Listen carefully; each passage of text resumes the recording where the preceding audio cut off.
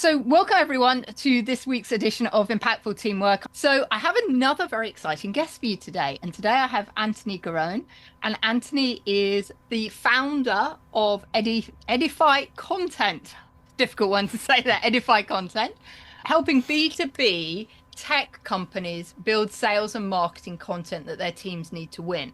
And I really wanted to bring Anthony onto the podcast today because I know a number of you are in sometimes the tech space, a lot of you scaling companies. And I think one of the biggest challenges that we all have within our businesses is how do we articulate what we do to our audience? And Anthony is a master at helping us with that. So Anthony, welcome to the show. Thank you, Julia. I really appreciate the opportunity to talk to you and to your listeners. I always start with, how did you get to where you are today? Because I've worked in tech companies. When I was in corporate, I had a tech SaaS division that I was running. And I totally resonate with the problem that you're solving for people. So how did it come about for you that you realized that this was your kind of superpower to distill this information for people? After 20 years of working in the business, there's a sense of boredom or maybe complacency. But that's not truly my story. COVID did happen, and that had an influence as well. But it all was leading to this one point where I did decide to leave normal life. And as you wrote in your own biography, you found yourself unemployable. And I was absolutely just not employable. People did not enjoy hiring me, and I did not enjoy being hired. What it really came down to was I listened to a podcast by a guy named Naval Ravikant. And he said something like, your superpower is the thing that you're so good at you don't even realize it. And as an IT and software development leader, I never would have guessed writing was it. But I was a good writer, and people just kept asking me to do writing things, or I would write up project plans and mission statements and this kind of thing. And finally, the company I worked for, we got acquired for $500 million, which was crazy. And the head of content at this big company that bought us, he asked me to write a couple of things, and I turned the assignments around in a day. And he said, how long did it take you to write this? And he said, this is so good. Can I give you more work? And I said, yeah, sure. So I did another one in the next few days, and then another. And he's like, this is the best content we've ever gotten. And it takes me 6 weeks to get this kind of content out of an executive. And I said, I'll just write for the executives. And so just tell me what you want written. And so I did some of that too. And then it clicked, like months later, that's the thing I'm really good at. So then COVID happened, and I was like a sales architect or solutions architect, sales engineer type. And when COVID happened, face-to-face sales stopped. Yeah. And so how do you sell? You can't sell through the website when all the content stinks. And that's when I realized, oh, there's an opportunity here. If people need to use websites to sell software, and I'm good at writing quickly technical things that seem to be good, I should go all in on this. And so that's what happened in 2020. A few months after COVID, quit my job, started a writing company with a friend of mine who was also at the company that got acquired. And she was with me for a few years, but I'm still doing it now. And yeah, we have a team of people and we've worked with like 100 different companies over the 5 years. And wow. We do long-term stuff and then one-off project type stuff. You don't know it, and all of a sudden it just shows up through a number of circumstances there where the executive gave you the opportunity to write, and then you realize. And I think that's what it's so great. And I think as leaders, we've got to remember that this is why we need to keep giving our team members great opportunities to do things, because there might be one of them in your team, right? In the listeners' teams that is an amazing writer, but nobody knows because they've never been given the opportunity. Yeah, and I find as I've led teams around the world for several companies, I've hired hundreds of people, and then I've coached and mentored them. And you find out, like, hey, Jake, did you know you're actually, like, you're a good software developer, but did you know you're an excellent leader of this, or you're really good at writing this kind of thing or speaking to people? And then Jake would be like, no, I never really thought about it. So I think it's good as a leader to look at your employees or your team as a real group of humans who are just trying to figure things out, because most people don't want a job. They don't show up to work thinking, this is my superpower, this is my calling. But they're doing it anyway because who you are and what you are, really, what you are is far more important. That comes through in your day to day. And that's when if you pay attention, that's when you realize that's what you're awesome at. That's what your innate gifts are. And that's the thing to pursue, or at least figure out how to harness in the thing that you're doing at work so that you can be incredibly successful. It was interesting because I was just talking with somebody earlier on today, and we were talking about exactly this, about how important it is actually for leaders to develop what we call social capital, building all these relationships with their team members, finding out what their team members do outside of work, because often team members have got these amazing skill sets that they've left at home, for want of a better word, and that we could use in the organization if only we had those conversations. Yeah, bring the whole person to work. And it's not like we as employers should demand that. No. It's an opportunity and a gift to say, hey, I recognize you're really good at this. Tell me more. And it builds the human side of the relationship.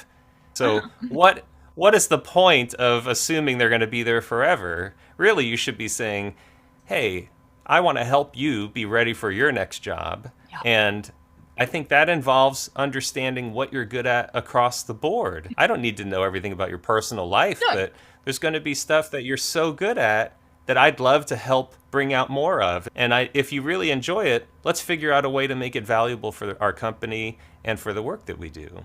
Yeah. And I love that you talk about authenticity, because that's something we talk about a lot on the podcast, because it's the key to everything. And I remember in the old corporate days, right, Anthony, when, I used to go into, I put on my little suit, my little stiletto heels, and there I go into work, and this is work Julia, and then home Julia comes around and she's in her jeans and her cowboy boots. And it was almost like, I say I'm a bit schizophrenic. I'm like two personalities, right? And that's what I love about having my own business. I've been able to bring all of me together with the horse work, with the corporate stuff, and blend it together and show up as Julia. But I think as leaders, we have a real obligation that we want to do that for our team members, so they don't feel like I did a little bit in corporate. Yeah, and not just the way that you're describing it, but we have an obligation to model it and to show people, hey, this is not only acceptable, this is expected. Bring who you are, because we're better with your whole person here. Yeah. Instead of you bringing just this kind of version of yourself that's not truly who you wish that you were 8 hours, 10 hours a day. And I think I've been able to build some, like, my teams have always had much higher retention than industry average. Not because I'm some special leader, but because I truly love my teams. And I love you, and I want you to be who you are, and I want you to enjoy your life. I'm not here to crack the whip on your back or something, although sometimes that is part of my job. But for the most part, I just want you to be good at what you do, and we should share expectations, and then we get along through those expectations, and we perform when we need to perform. Yeah. No, I love that. And I know when we were talking before we came on air that you do a lot of high performance coaching. And with leaders, is authenticity one of the things that you find is holding a lot of those leaders back? No. I think what holds leaders back is their inability to be authentic. So they get ideas of what it means to be a leader, and then they forget about authenticity. No. It's almost like they don't consider the impact of playing the role of the leader on the business, when in reality, most of their problems are because they are playing a role instead of doing what is required. Yeah. And so there's a big difference between I'm the CEO and I run a successful company. Because the CEO, once you say I'm CEO, there is like connotation for that, and there's weight, and there's also some implication that there are things that you don't do. And a lot of leaders, they bring along with them what is unnecessary, and they don't see it as the things that slow them down. And so one of my favorite stories regarding this is Michelangelo's carving of the statue of David. And there's this sort of mythical story that someone asked him, how did you carve David out of this ugly piece of marble? And he said, it was easy. I just carved away everything that wasn't David. And I think leaders don't understand what isn't them. They just like throw this stuff on their bodies and then they're like, look how great I am. Look at me, the founder, the CEO. I showed up, look at my headshot. Instead of realizing nobody cares. You know? Nobody cares about that. What they care about is, can you help me solve my problem? Yeah. Am I going to find value in what you do and what you deliver to me? Like those are the things that matter to the people on the other side. Yeah. And leaders are often, I wouldn't even say it's a question of authenticity. It's more of a question of adding, like via positiva instead of subtracting, which is via negativa. And the best things you can do are to subtract from your life. Because by the time you're a CEO or a founder, you have too much going on in your life. It is so interesting, isn't it, this concept of subtraction? Because we're recording this, everyone, at the beginning of 2026, and most of us have sat down and written our plans and what we're going to do for 2026. And how many of us have added to that list, right? Rather than strategically sat down and go, what do I need to release this year that I'm not taking into 2026? That things that have no longer been serving me. And we get a habit, don't we, of we've always done this, so we'll keep doing this, and actually not really stepping back and critically evaluating, has that got value for our target audience or not? Do they even want this feature that we've built into this product or this new service that we're offering? So how do you help leaders navigate that and figure out what are the things that are adding value to their end user? I ask some pointed questions, but my favorite question is, how is that working for you? Because I'll be on a call with a leader and they will go on for 10 minutes about this thing that they're doing. And then I'll just say, oh, how's that working for you? And then that gets to the truth of it, because sometimes they'll say, it's not working. And I'm like, okay, that's the start of a real conversation. Yeah. You're frustrated that nobody cares about it, and you don't even know why. You're thinking, I built this thing that is self-evidently great. Why are people not into it? Instead of, how do I make someone care? How's that working for you is just a really simple question about metrics and if you're measuring anything.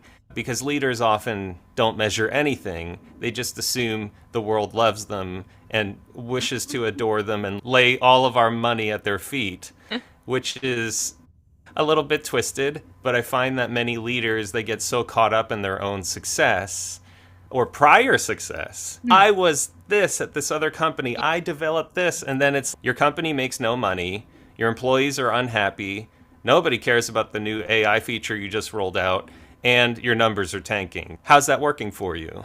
And it's all tied up in reality. I just call it reality. You have your reality distortion field that you see with leaders. It's no, everything's great. They'll tell you how great everything is, and then you ask, how is it working for you?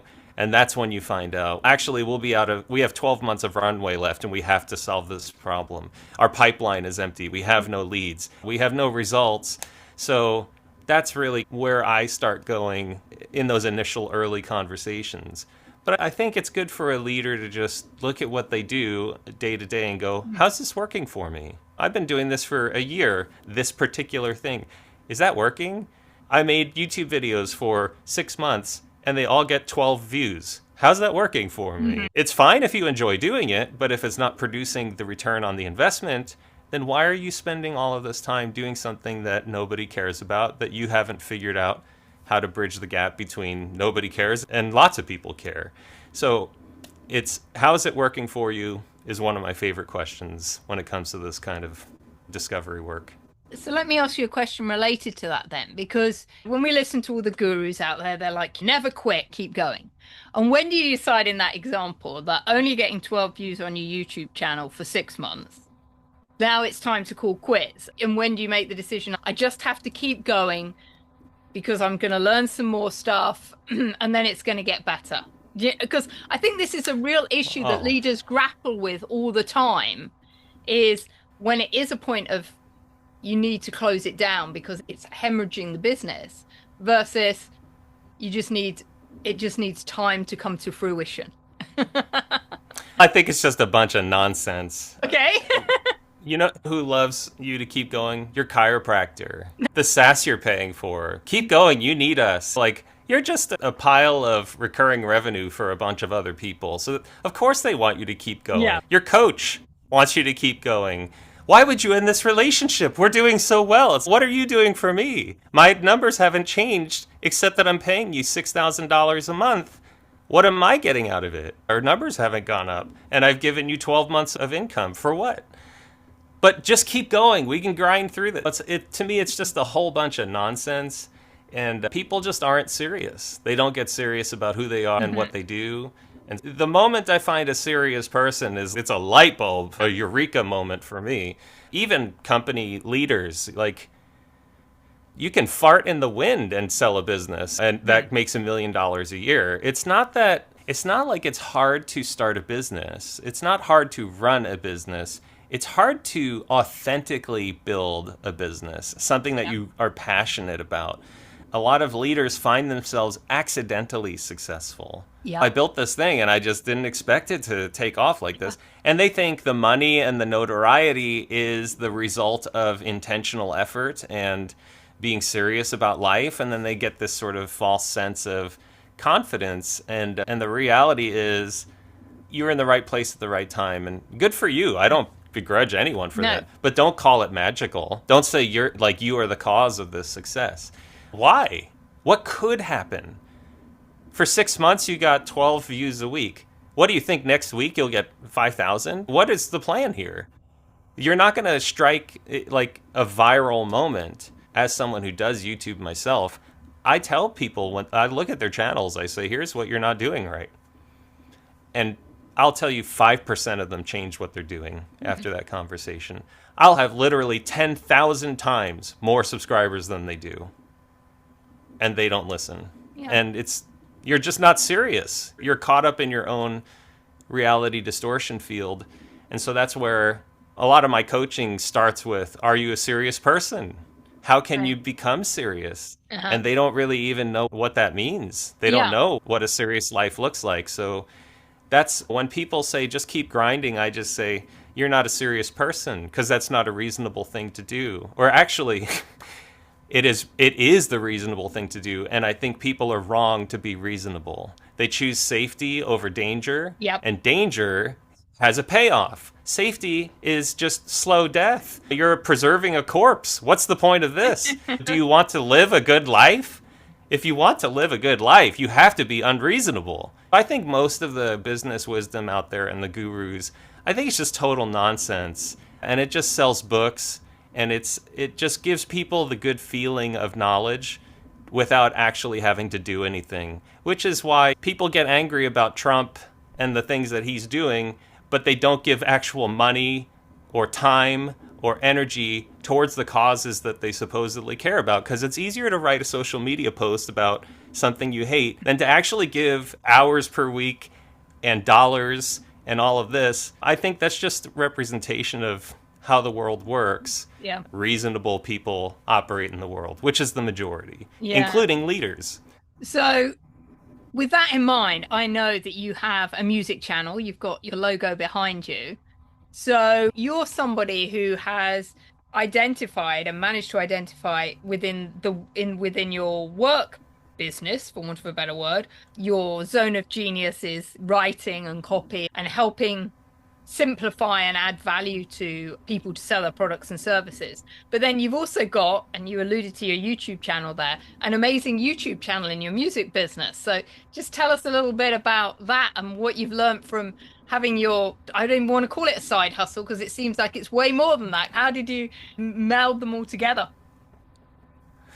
I never would have thought that a niche channel about esoteric music that's largely unpleasant would end up with more than 200 subscribers, but here we are with 6 million views and 44,000 subscribers. The world is a lot bigger than I thought.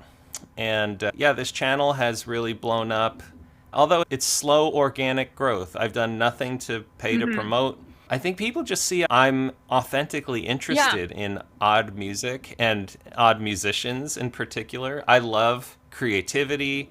I write books even if they don't sell. I don't really care. I write music because it's who I am. It's in my nature. Yeah. And so I understand what I am and the way that my DNA works. And so these things are just natural manifestations of it. So being unemployable means you're going to have to spend all your time with your horses. You're going to have to spend time mentoring people and building a podcast and all these things because it's who you are. Like it's the reflection of your like activation in the world. And so I think about when people say, how do you do all of this? To me, it's, I wouldn't be able to live in a world where this wasn't happening. This is the way the world needs to be. And I am doing everything that I can to make it that way for the benefit of others. The more I benefit, the more I can give, the more fruit that I bear that benefits other people in the world. So that's how I look at it. And the music channel is purely charitable because I have artists on there who have no right to have a following.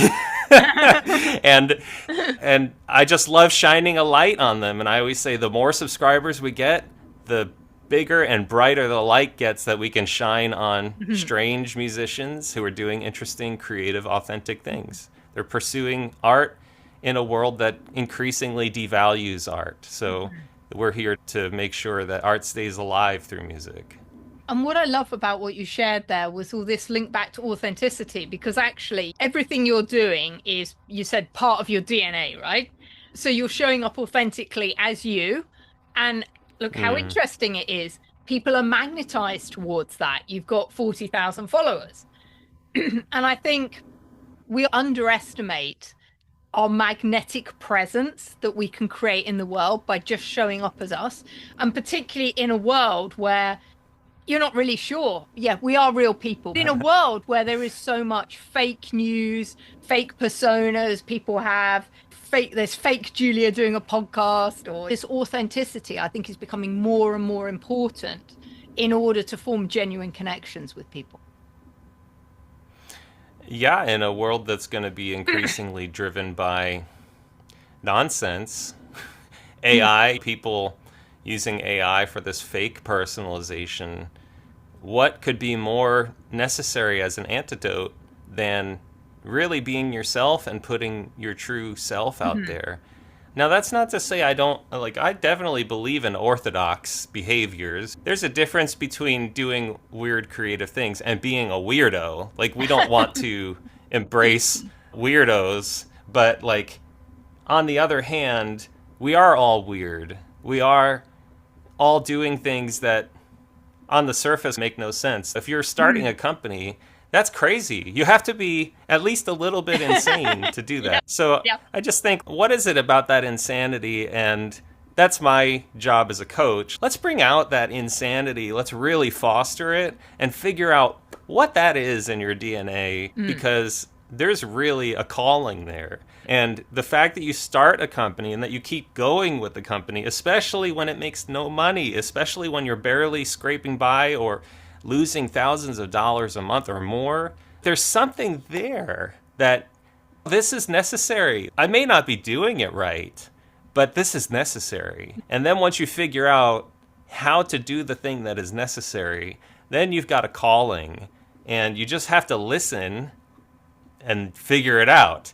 But people don't listen. They just get really distracted. I just think there's a lesson in everything that happens. And I love that quote, be yourself because everyone else is taken. Because there is only one of everyone. Too often we're like, oh, I need to behave like this or do this. I did. I've made some investments that didn't work in my business. But there's always been something that if you're, and this is important, that you're open to it, to learn from it. I always believe that things happen for a reason. Some amazing things happened. I got into some debt and I ended up moving, and now I live on a property with my horses. That was always my dream. So out of what happened, I wouldn't have been here now if that hadn't happened. All of these things, I always think there's a gift in there for us to learn and see the magic of if we're open to it. And what I do know to be true is if you don't learn it, then you get the same lesson back again and again and again. And people have said to me, like, can you miss your calling? Because that's a big thing in my mind, that you have a calling. Why else would you have this unique opportunity, this unique DNA? And I think, no, you might have missed earlier versions of it, but like, why would the universe or God stop asking you to do what you are supposed to do? Yep. Why would that happen? And it's really not an issue of, is this what I'm meant to do? It's an issue of, have I subtracted enough from my life that I can hear my calling? And that's where the issue is that I find, even with just basic business ownership, you can say it's not a spiritual thing, but that's absolutely ridiculous to believe.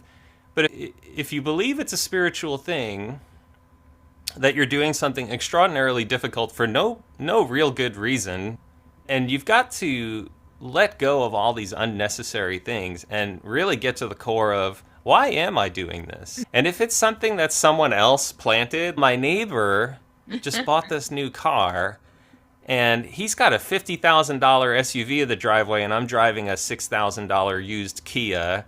I want the SUV. So that's where I think people need to realize, like, when subtracting from your life, you are able to actually hear what you need to hear, what is being told to you through signs and wonders and miracles and all of this. And we experience this, those who have the ears open and their eyes open, we see and hear it every day.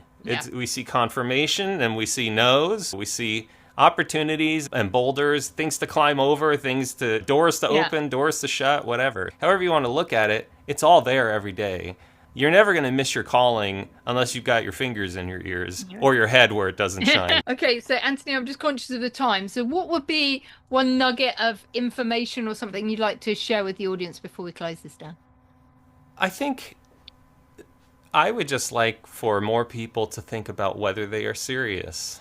And if your viewers are doing something that's hard, why is that? And is that enough? Is that what you want out of your life?